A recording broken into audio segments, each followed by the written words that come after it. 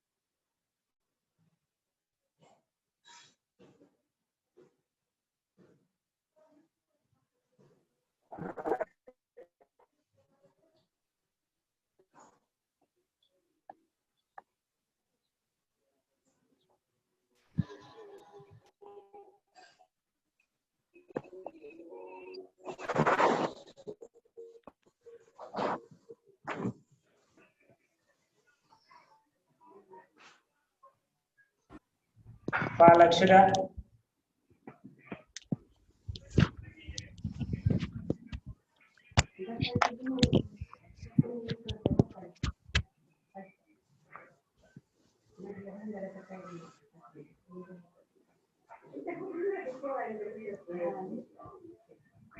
लक्ष द्या.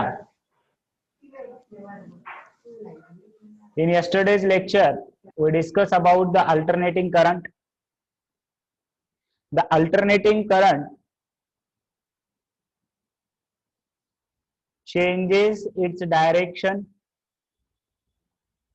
आणि आपण डेरिवेशन पाहिलं होतं, जसं इक्वेशन कसं असतं आपल्या अल्टरनेटिंग करंटचं इक्वेशन कसं असतं, आणि त्याच्यामध्ये पीक व्हॅल्यू म्हणजे काय, त्याच्यानंतर आरएमएस व्हॅल्यू म्हणजे काय, या गोष्टी आपण पाहिलेल्या होत्या. बघा, चला लक्ष द्या सर्वांनी. Screen just minute, share screen.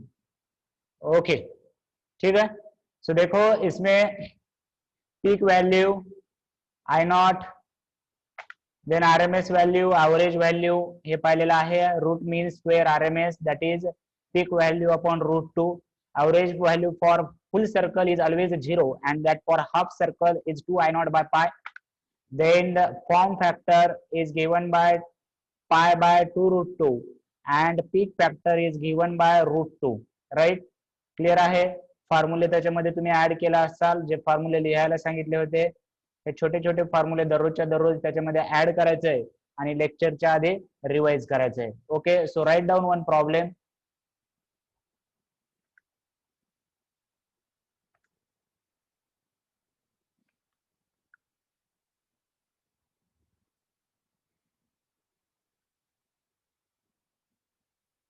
Write down one problem.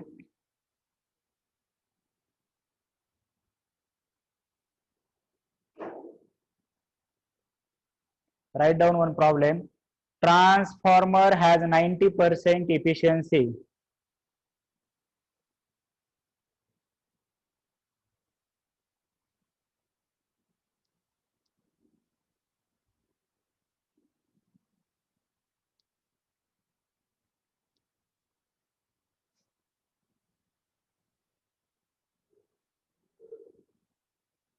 Transformer has 90% efficiency. आता ऑल फॉर्म्युला किती असतील तुमचे काढत जाणार आहे. छोट छोटा फॉर्म्युला, त्याला एक कन्सिडर करता का दोन कन्सिडर करता, वेगवेगळ्या ह्याच्यामध्ये ते नंबर मध्ये सांगता येत नाही, लक्षात घ्या. ठीक आहे. या transformer has 90% efficiency. Input power is 4 kilowatt. Input power is 4 kilowatt.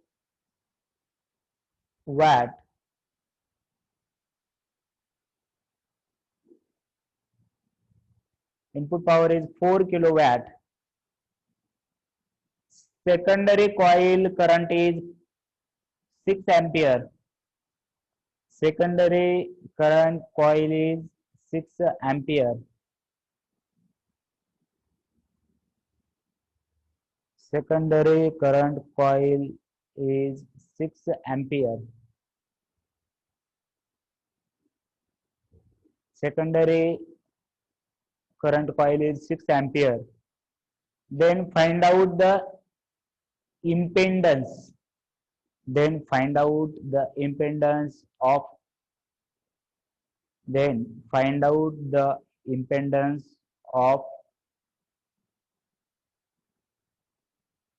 circuit and output power. Impedance of circuit and output power.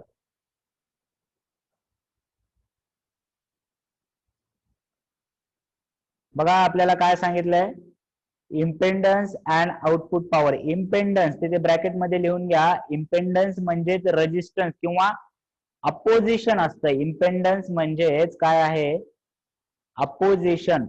Impedance म्हणजेच काय आहे, अपोजिशन, रेजिस्टन्स सारखं. अपोजिशन और रेजिस्टन्सलाच इम्पेडन्स म्हणतात. त्याच्याबद्दल डिटेल पाहायचंय, पण जस्ट वन प्रॉब्लेम घेतला, पहा, लक्ष द्या की बघा आपल्याला काय दिलेलं आहे, 90% एफिशियन्सी दिलेली आहे, 90% एफिशियन्सी, आणि इनपुट पॉवर किती दिलेला आहे, 4 kilowatt. Then we have to find first of all output power. I think efficiency you know that the percentage efficiency formula तुम्हाला माहिती आहे. Output power upon input power into 100. Screen दिसते ना सर्वांना? स्क्रीन दिसते का सर्वांना? आउटपुट पॉवर काढायची आहे. हे 90% आहे. इनपुट पॉवर दिलेली आहे 4 किलोवॅट आणि दिस is into 100. therefore output power will be 90 into 4 divided by 100. किती येते बघा, 90 into 4 divided by 100. किती येते हे, 3.6 किलोवॅट. 3.6 येतं, 36 नाही. 3.6 किलोवॅट ही आउटपुट पॉवर आली, लक्षात घ्या. 3.6 किलोवॅट.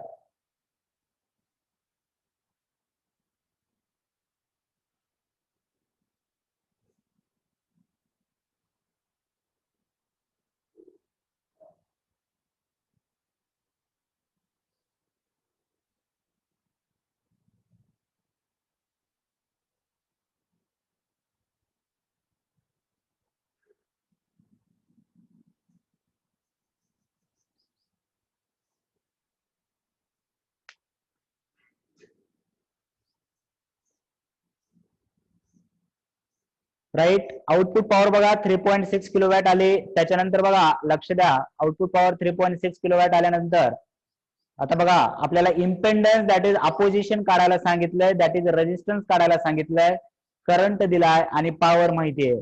पॉवर, करंट आणि रेजिस्टन्सचा फॉर्म्युला लक्षात आहे कोणता? पॉवर, रेजिस्टन्स आणि करंटचा फॉर्म्युला. आउटपुट पॉवर आली 3.6 kilowatt. Then we have to find the resistance, right? So output power is equal to output current I square R. लिहू का बघा बरं मी? हा फॉर्म्युला आठवते का सर्वांना? Power is equal to I square R.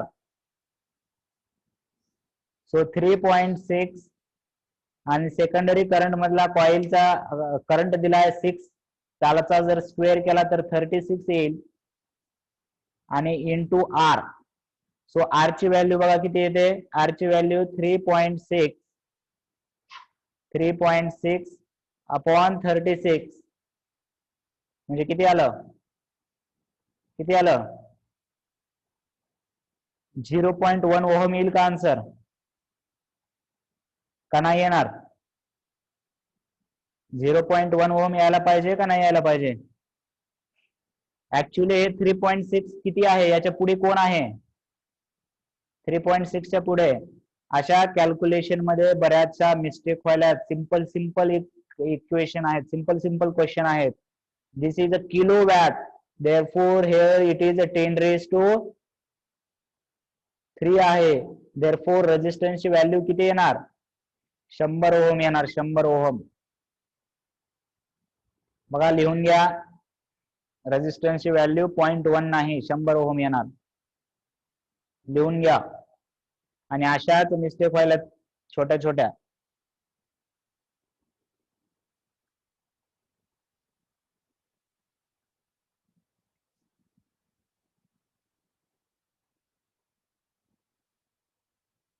त्याच्यामुळे म्हणतोय की जोपर्यंत तुम्ही प्रॅक्टिस करत नाही तोपर्यंत अशा चुका कळणार नाहीत. मी करताना काय वाटतं, सरनं केलं की तेवढं बारकाईनं आपलं लक्ष राहत नाही. जेव्हा आपण सॉल्व्ह करतो आणि मागचं उत्तर आणि आपलं उत्तर चुकतं, तेव्हा आपल्याला लक्षात येतात अशा मिस्टेक. मी कॅल्क्युलेशन करून दाखवले, मी एखादी वेळेस चुकीचं सॉल्व्ह करून पुढे गेलो तरी तुमच्या लक्षात येणार नाही, राईट. आणि हे जेव्हा तुम्ही सॉल्व्ह करताल तेव्हा अशा मिस्टेक तुमच्या जरासं नोटीस मध्ये येतील.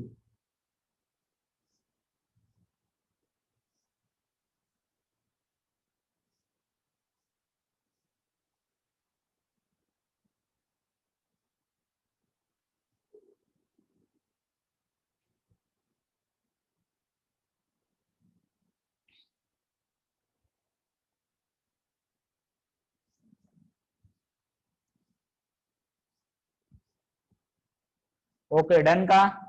लिहून घेतलं का हे?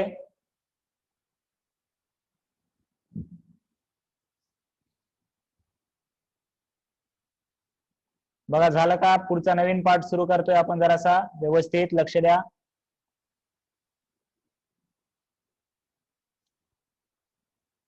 ओके,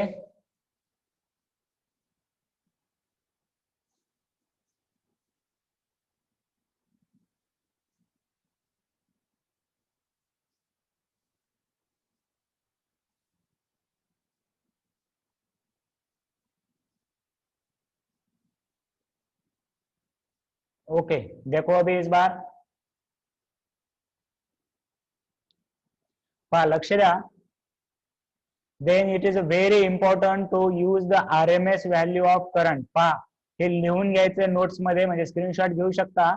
पण जेव्हा जेव्हा प्रॉब्लेम मध्ये करंट दिलाय, अल्टरनेटिंग करंट बद्दल जो प्रॉब्लेम आहे, तेव्हा जर समजा 2 ampere current is flowing through circuit असं काहीतरी दिलंय, तर हे 2 अँपियर म्हणजे कोणती व्हॅल्यू कन्सिडर करणार तुम्ही एव्हरीवन?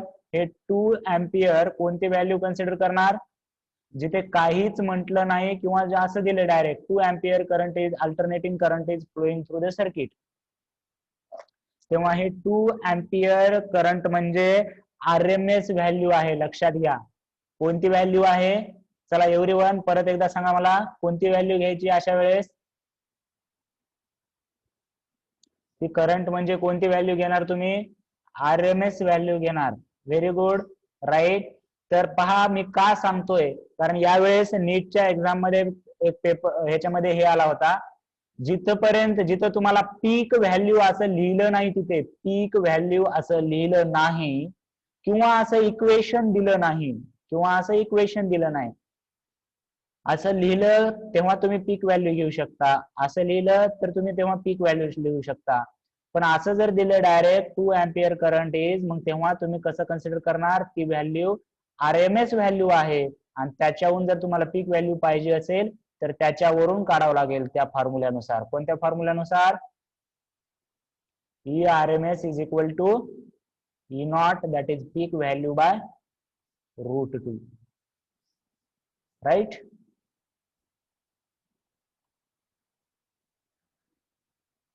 यस.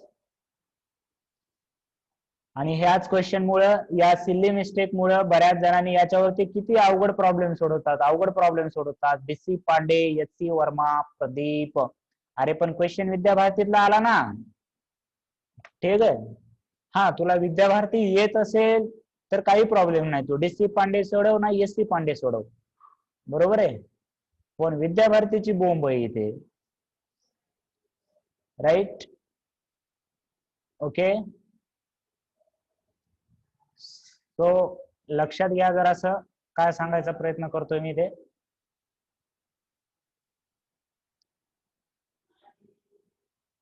बर चला आता वन बाय वन आपल्याला सर्किट पाहायचे. Resistance in AC circuit. बघा एसी सर्किट मध्ये रेजिस्टन्स लावल्यानंतर काय होतं? एसी सर्किट एक्झामला ओके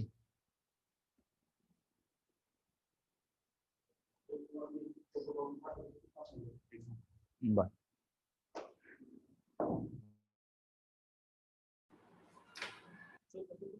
ओके पहा. So resistor in AC circuit. आता एसी सर्किट मध्ये रेजिस्टन्स लावल्यानंतर सर्किट कसं वर्क करतं हे पाहायचं आपल्याला. पहा जो बॅटरीचा सोर्स दाखवलेला आहे हे साइन कशासाठी वापरतो आपण? Right.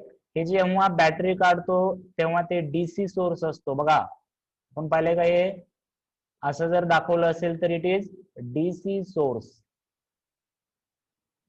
and this is AC source. So what will happen when resistor is connected in AC source? समजा आपण EMF चा सोर्स घेतला, E is equal to E naught sin omega t. बरोबर आहे? हे तर तुम्हाला माहिती आहे की अल्टरनेटिंग करंटचं इक्वेशन असं असतं. बरोबर आहे? मग I इज इक्वल टू माहिती आहे तुम्हाला. I इज इक्वल टू काय असतं? I is equal to E by R असतं. I is equal to E by R असतं. सो E जर मी साइन ओमेगा टी घेतलं आणि डिवायडेड बाय R तर I चं इक्वेशन काय आलं? I चं इक्वेशन काय आलं? I naught sine omega T. Right. Okay. तर मग याच्यामध्ये आपण रेजिस्टरनं डिवाइड केलेला आहे. समजा E नॉट ची व्हॅल्यू 5 आहे काहीतरी, तर मग E is equal to equation काय येणार? किंवा 6 घेऊया आपण. 6 घेऊया. E is equal to 6 sine omega T. आणि रेजिस्टन्स 2 ओम आहे. रेजिस्टन्स जर 2 ओम असला तर I इज इक्वल टू काय येणार? I इज इक्वल टू काय येणार? रेजिस्टन्स 2 न जर डिवाइड केलं तर काय येणार सांगा लवकर? E is equal to 6 omega T आहे तर I इज इक्वल टू किती येणार? 3 साइन ओमेगा टी. कारण इथे I naught is equal to मी कसं काढलं बघा, E naught by R. E naught 6 होतं. समजायला का हे? एकदम सिंपल आहे.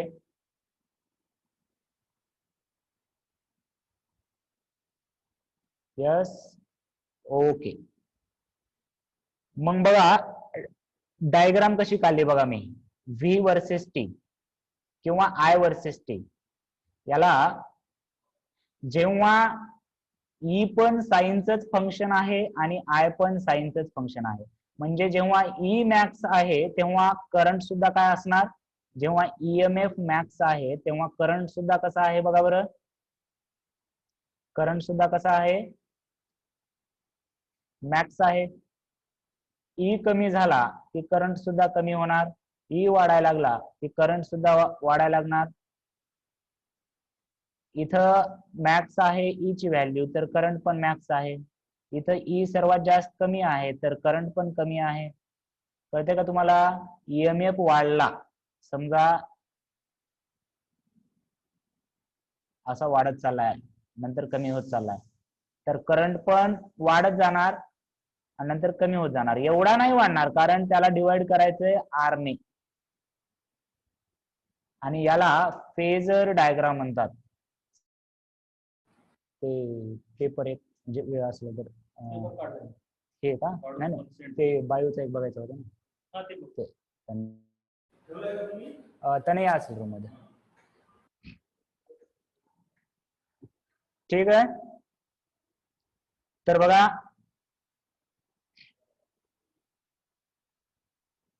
तर सो फेजर डायग्राम म्हणजे काय बघा? फेजर डायग्राम म्हणजे काय बघा? की फेजर डायग्राम तर आय आणि ई एका फेज मध्ये आहेत. फेज मध्ये म्हणजे ई वाढला की आय पण वाढालाय, ई कमी झाला की आय पण कमी झाला. एवढं लक्षात ठेवा. तुम्हाला हे आता या इंडक्टरच्या सर्किट मध्ये कळेल तुम्हाला नेमकं काय होणार आहे. समजलं का? जेवढं सांगतोय तेवढं समजलं का? की हे ग्राफ कसा आलाय असा, किंवा फेजर डायग्राम कसा आलाय. राईट. अजून क्लिअर होईल, थोडासा वेळ द्या. बघा, ई चं एक्सप्रेशन आलं E naught sine omega T, I चं एक्सप्रेशन आलं I naught sine omega T. Clear आहे इथपर्यंत? तर आता रेजिस्टर नंतर आपण काय लावलं, आता सर्किट मध्ये काय लावलं, आता सर्किट मध्ये काय लावलेलं आहे, आता इंडक्टर. बरोबर आहे. ओके. तर बघा, इंडक्टर लावल्यानंतर काय होतं बघा. अरे यार, हा, इंडक्टर लावल्यानंतर काय होतं बघा.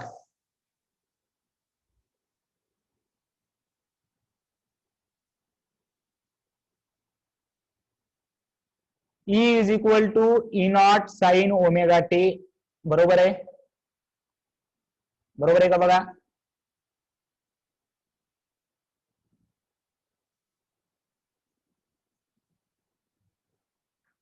हे एसी सोर्स लावलाय. मग याला अकॉर्डिंग टू किर्चॉफ्स लॉ, बघा, according to Kirchhoff's law, according to Kirchhoff's law, Kirchhoff's law माहिती आहे ना, लूप मध्ये ईएमएफ 0 आलं पाहिजे. सॉरी,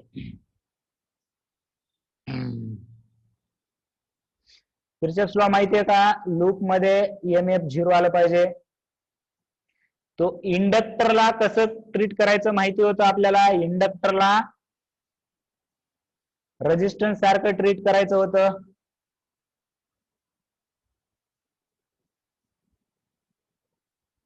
सॉरी, हे कॅपॅसिटर साठी केलं मी. 2 मिनिट. कॅपॅसिटर लिहिलेलं दिसाल आम्हाला. इंडक्टर हे कॅपॅसिटर साठी आहे. इंडक्टर इंडक्टर इंडक्टर इंडक्टर किधर गया रे? इंडक्टर नहीं मिल रहा इधर. ओके, इंडक्टर नहीं मिल रहा इधर, एक पेज मिसिंग आहे यहाँ पे. ठीक आहे. ओके, तर आपण इथे डिराईव्ह करूया इंडक्टरचं. इंडक्टर साठी आपण इथे डिराईव्ह करूया, नो प्रॉब्लेम. ठीक आहे. ठीक आहे. ते एक पेज मिसिंग म्हणजे लिहिलं नाही, काहीतरी झालं असेल, त्याच्यामुळे मी जशाच तशा नोट्स तुम्हाला सेंड करत नाही. राईट. ठीक आहे. ओके. सो इंडक्टर साठी आपण करूया. इंडक्टर मध्ये आपल्याला माहिती आहे ईएमएफ किती जनरेट होतो, सांगा मला. इंडक्टिव्ह सर्किट बघायचं आपल्याला. Inductive circuit, inductive circuit.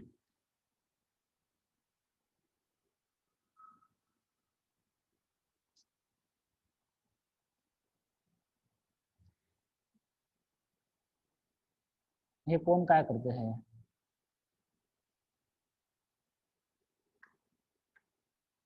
बर, आधी कॅपॅसिटिव्ह बघितलेलं बरं पडेल का? ठीक आहे, आधी कॅपॅसिटिव्ह करूया आपण.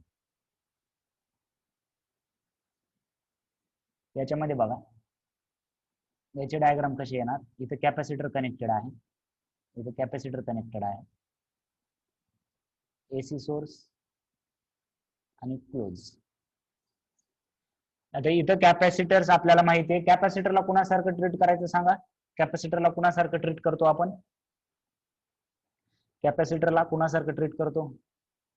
बॅटरी सारखं ट्रीट करतो का किर्चॉफ्स लॉ मध्ये? कॅपॅसिटरला बॅटरी सारखं ट्रीट करतो का आपण?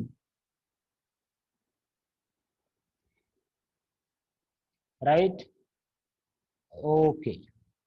तर बघा, हे जो पूर्ण ईएमएफ आहे तो ईएमएफ कॅपॅसिटरच्या अक्रॉस असला पाहिजे, किंवा असं लिहिता येईल त्याला, E minus Q by C is equal to 0 according to Kirchhoff's law. So E is equal to Q by C. बघा बरं, E is equal to Q by C. ईचं एक्सप्रेशन घेतलं आपण E naught sine omega T. ईचं expression घेतलं E naught sine omega T. बरोबर आहे. तर E naught sine omega T जर एक्सप्रेशन घेतलं तर हे क्यू बाय सी आहे आणि करंट काढायचा असेल मला तर I is equal to D Q by D T येतं. I is equal to D Q by D two म्हणजे या क्यू चा डेरिव्हेटिव्ह घ्यायचंय आणि क्यू इज इक्वल टू बघा काय आलं इथे क्यू इज इक्वल टू काय आलं हे सी जर इकडे मल्टिप्लाय झालं तर C E naught sine omega T C E naught sine omega T C आणि ई नॉट कॉन्स्टंट आहे बाहेर काढलं साइन ओमेगाचा डेरिव्हेटिव्ह कॉस ओमेगा साइन ओमेगाचा डेरिव्हेटिव्ह कॉस ओमेगा मग या पूर्ण याला आधीच्याला आपण पीक व्हॅल्यू जर म्हणलं आय नॉट तर आय चं एक्सप्रेशन काय आलं बघा I is equal to I naught cos omega T इथपर्यंत कळलं का डेरिव्हेशन फक्त याच्यामध्ये लक्षात ठेवायचे आपल्याला हे फॉर्म्युलेच लास्टला लक्षात ठेवायचे हे समजलं का I is equal to I naught cos omega T आले कळलं का ई फंक्शन कशाचं घेतलं होतं आपण ई फंक्शन कशाचं घेतलं होतं ई फंक्शन कशाचं घेतलं होतं ई फंक्शन हॅलो मग अलीकडले घ्या 20 मधले मधले घ्या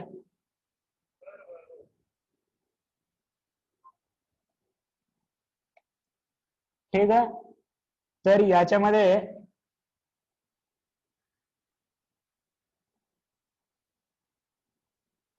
बघा की ईचं एक्सप्रेशन साइन घेतलं होतं तर आयचं एक्सप्रेशन कॉस मध्ये आलंय म्हणजे जर डायग्राम काढले राईट तर याच्यामध्ये हे पहा की ए मूर्ख मी टाईप करत नाही पेपर ते टाईप करतात मी पेपर काढून देतो ठीक आहे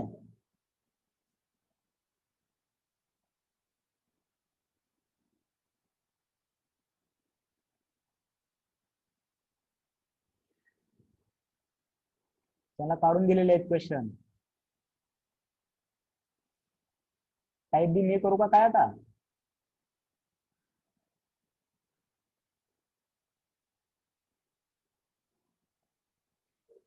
ठीक आहे मला माहिती आहे तुमच्या मनासारखा पेपर आला तरच तुम्ही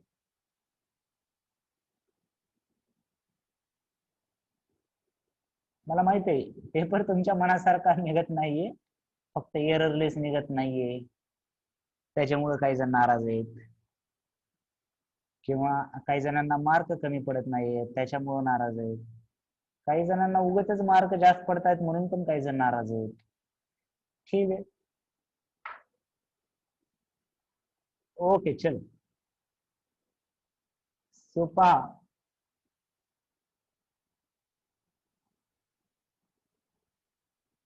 सो ई आणि सी च इक्वेशन इथे कॉस ओमेगा टी आणि इथे साइन ओमेगा टी तर याला कॉस साइन मध्ये कन्वर्जन करण्यासाठी जर मॅथ असेल तर तुम्हाला sine cos theta is equal to sine 90 plus theta असं लिहिता येतं म्हणजे या दोघांमध्ये फेज डिफरन्स यायलाय पायचा therefore this is the phasor diagram आणि साइन प्लस पाय बाय 2 यायलाय म्हणून इथे असं सांगता येतं की current is ahead of EMF by pi by 2 current is ahead by EMF by pi by 2 resistance मध्ये असं होतं का रेजिस्टन्स मध्ये असं होतं का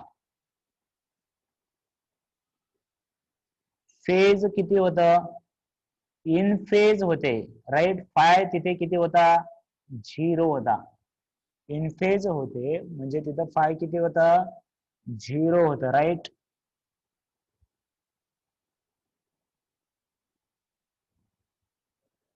ओके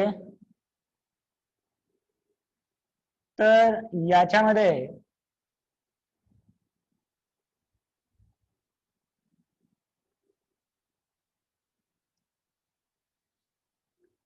फेजर डायग्राम बघा कशी दाखवल्या मग ईएमएफ जर इकडे दाखवलाय तर करंट इकडे, त्यांच्या दोघांमध्ये 90 डिग्री. आणि ही डायग्राम पण बघा, ही साइन वेव्ह आहे, तुम्हाला जर वेव्ह माहिती असतील तर, आणि आय ला कॉस वेव्ह आहे. कॉस 90 पासून म्हणजे 1 पासून सुरू होतं, कॉस 0 1 असतं, बरोबर आहे का? कॉस इथून सुरू होतो, साइन 0 पासून सुरू होतो, जर माहिती असेल तर. लक्षात आलं का?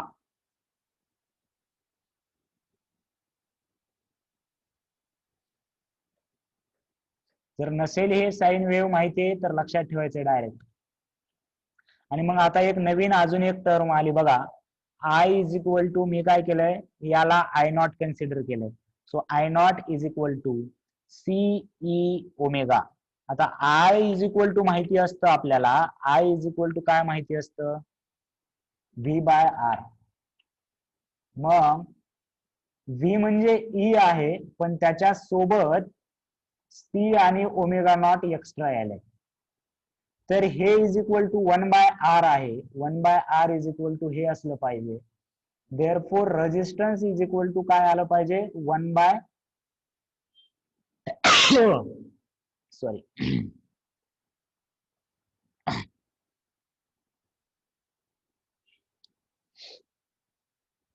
तर रेजिस्टन्स इज इक्वल टू काय आलं पाहिजे,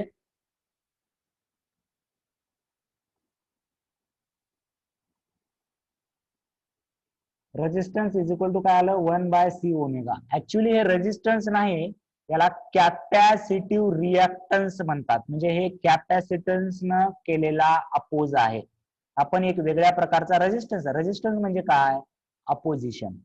मग रेजिस्टरने अपोजिशन केले की त्याला रेजिस्टन्स म्हणायचं, कॅपॅसिटरने अपोजिस केलं की त्याला कॅपॅसिटिव्ह रिॲक्टन्स म्हणायचं, आणि इंडक्टरने अपोज केलं की त्याला इंडक्टिव्ह रिॲक्टन्स म्हणायचं. लक्षात आलं का बघा, इंडक्टरने जर अपोज केलं तर त्याला इंडक्टिव्ह रिॲक्शन म्हणायचं.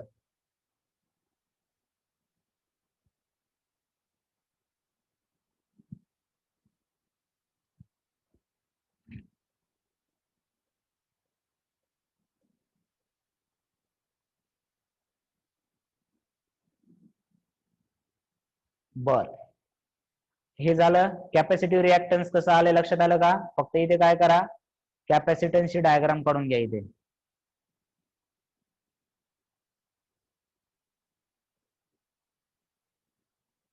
आणि इथे सोर्स आहे ई नॉट.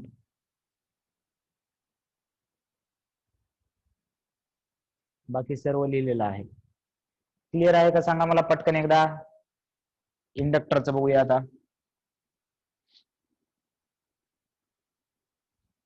याच्यामध्ये कॅपॅसिटिव्ह मध्ये कोण पुढे असतं सांगा, मग हे लक्षात ठेवायचं आपल्याला. कॅपॅसिटिव्ह मध्ये कोण पुढे असतं, करंट काय, ईएमएफ. कॅपॅसिटर मध्ये कोण पुढे असतं,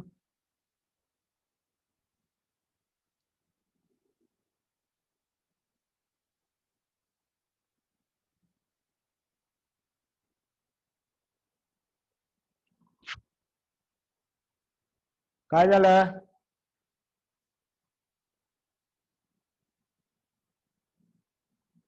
कितीने पुढे असतो, व्हेरी गुड सोहम, कितीने पुढे असतो, कितीने पुढे असतो, किती फेजने, by 90, that is pi by 2. Okay, आता इंडक्टरचं डेरिवेशन बघा आपल्याला कसं येते, इंडक्टरचं डेरिवेशन बघूया आता.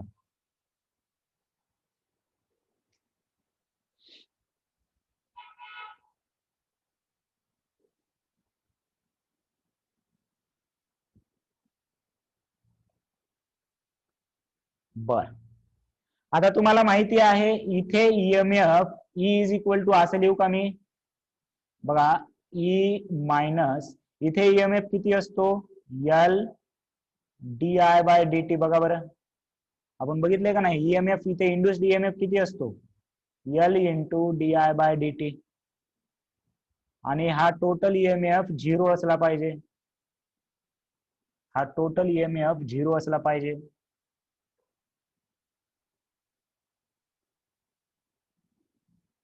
राइट.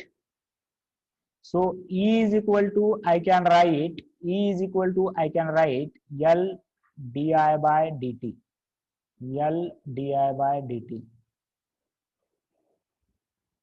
आणि आपण समजा करंट इज इक्वल टू आता कन्सिडर करू आय इज इक्वल टू असं कन्सिडर करू I naught sine omega T. I is equal to असं कन्सिडर करू I naught sine omega T.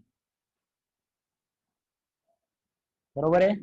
मग ई इज इक्वल टू बघा डेरिवेशन ऑफ कशाचं derivative घ्यावं लागेल एल तर तसंच आहे इथे बाहेर. डेरिव्हेटिव्ह ऑफ कोणाचा डेरिव्हेटिव्ह घ्यावा लागेल सांगा मला आयचा. आपण आय अल्टरनेटिंग करंट कन्सिडर केलाय किती I naught sine omega T. बघा I naught sine omega T याचा डेरिव्हेटिव्ह घ्यायचंय. लक्षात आले का. डेरिव्हेशन सांगायलो मी याच्या डेरिव्हेशनची काही गरज नाहीये प्रॉब्लेमला तरी कन्सेप्ट कळावी म्हणून सांगतोय. तर आता आय नॉट कॉन्स्टंट आहे डेरिव्हेटिव्हच्या बाहेर येईल एल आय नॉट आणि साइन ओमेगा टीचा डेरिव्हेटिव्ह सांगा मला साइन ओमेगा टीचा डेरिव्हेटिव्ह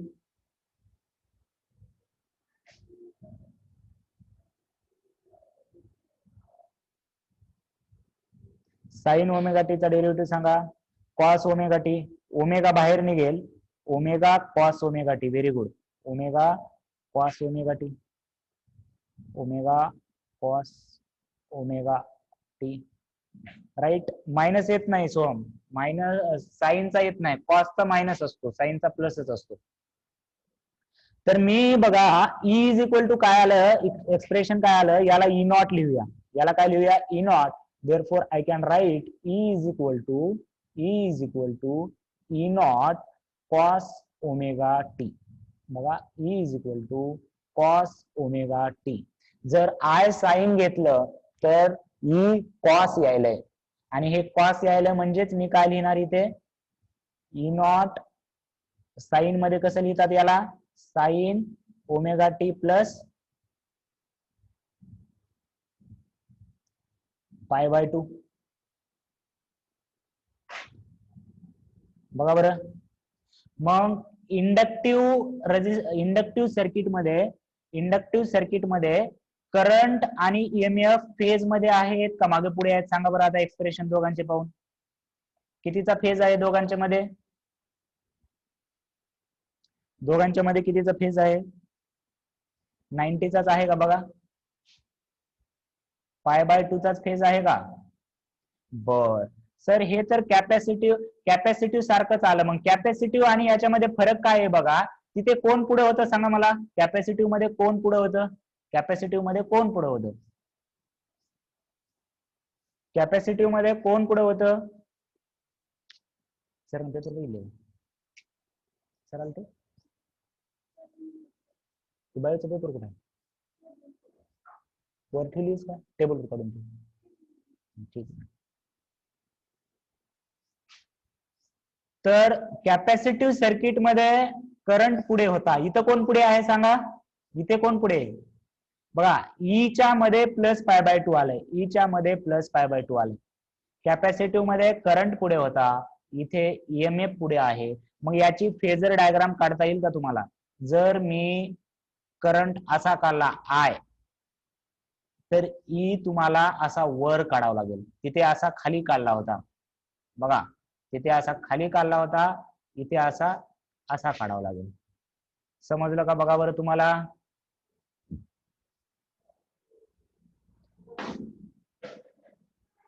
राईट ओके.